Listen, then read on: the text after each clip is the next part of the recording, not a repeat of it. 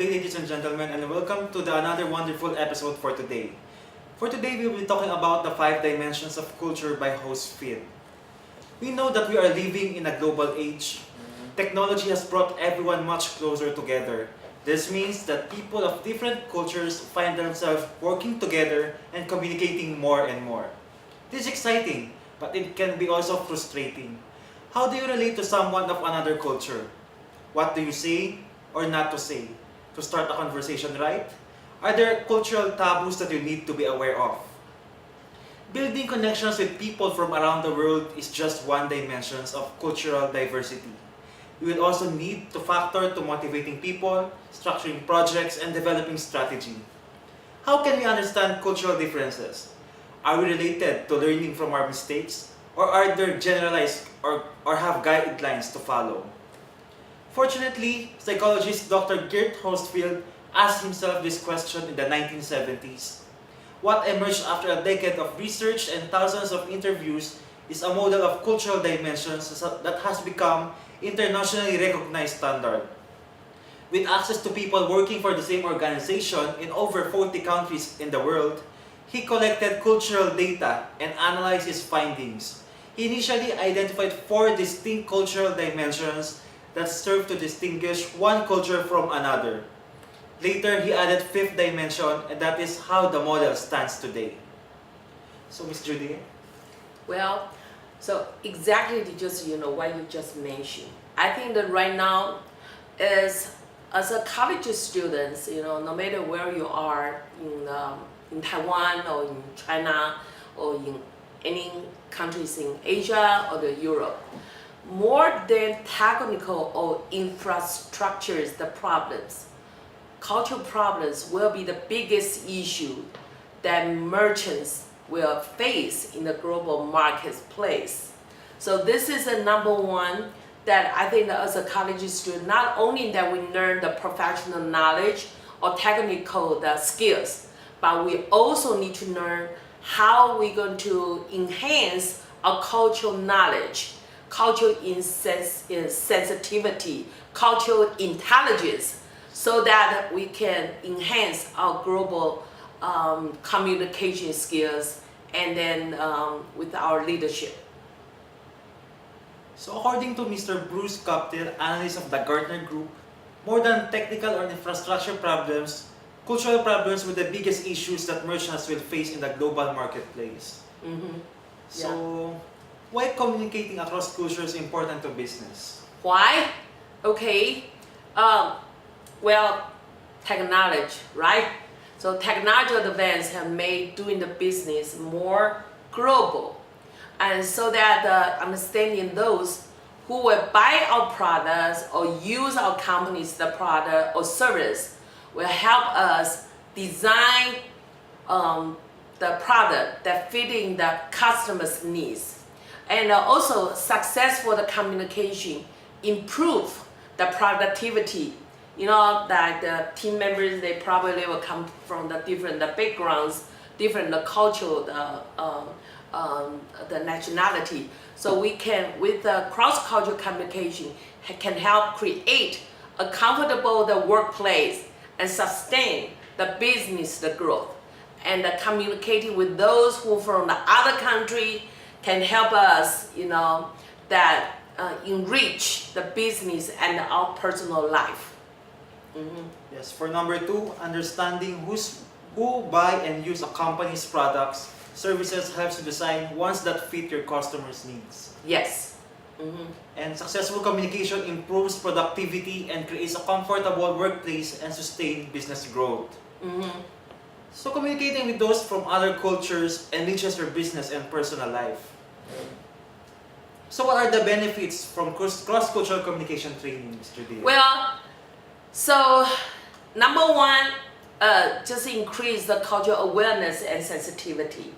Okay, and I think before we know the knowledge and the skills, we need to develop the awareness, and we have to understand why it is important to learn to be sensitive about the cultural needs.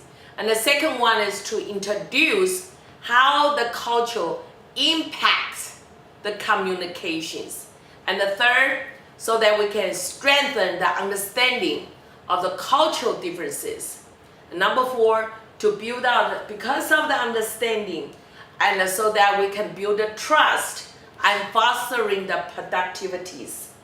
And so that we can enhance the job performance in the global marketplace and develop the strategies that we can enhance in the competitive age. Okay, so the business can grow and then the products can, be promoted and then can be purchased in the different country. And so that we develop our global leadership skills. So all of this, in order to become more effective global leaders, it is imperative that we need to learn the cross-cultural communication skills.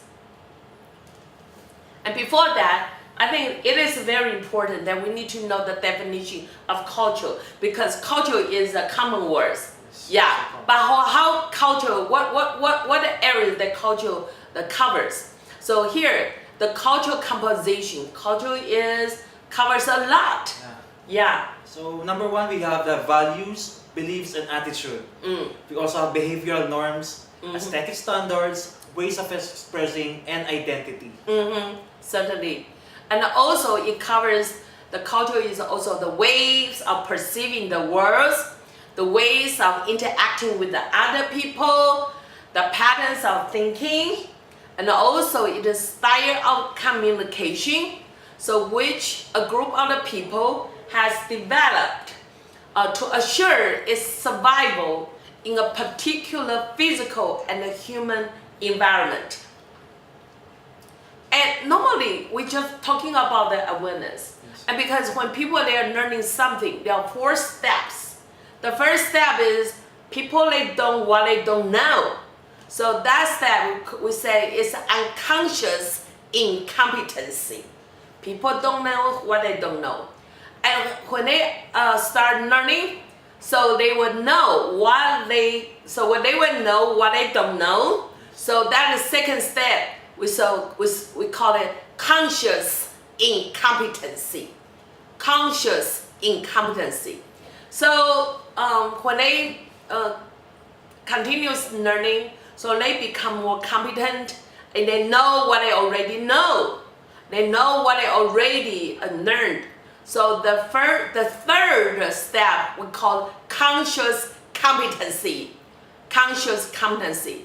And then when you are starting to say, that utilize all this the concept, and then this concept become a part of our internalization, okay? Because we constantly use this message, use this techniques, use the concept. So this value become already internalized into a part of us. So that is the last step. We said unconscious competency.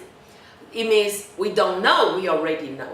It's become a part of us, okay? And when we're talking about the culture, this is a very important metaphor that we use, the iceberg.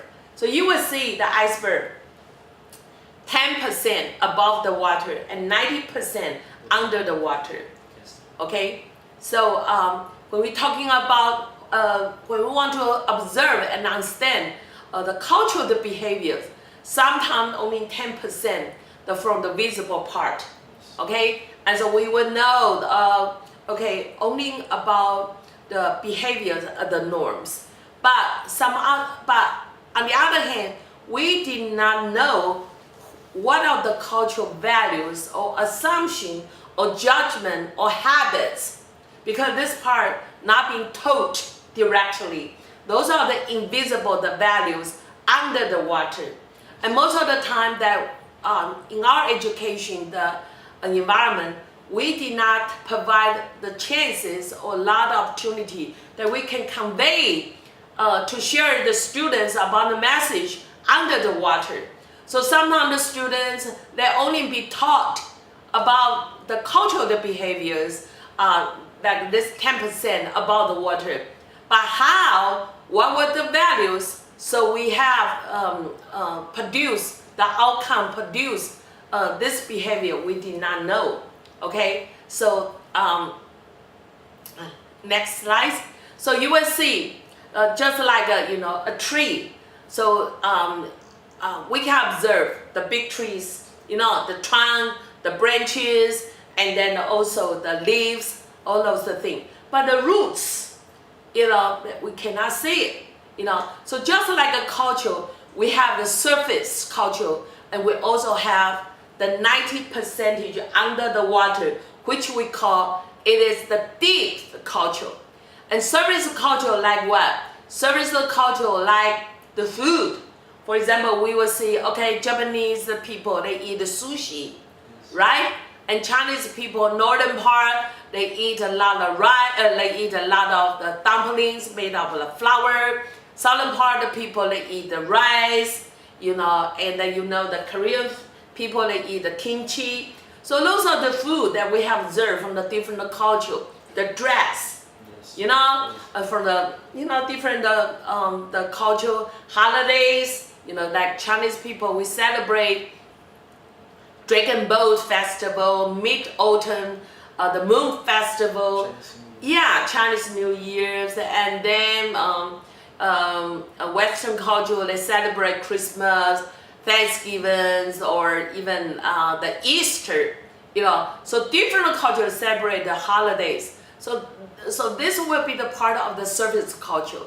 Okay, personalities, for example, like Chinese people, Asian culture, that the people, Asian people, they're more introverted, and the Western culture, they're more outgoing, and you see the history from the different parts of the world, music and the art. Hello, all of this belong to the surface culture, okay? And then surface culture, everybody know it. It's from the culture show, from the books, from TV. And right now, when we want to be a global leader, we need to know deeper the culture. So that we call the element of the deep culture. From where? From concept of the time, how people, different culture, their perception related about the time, related to about aesthetics, what is the standard of the beauty, right?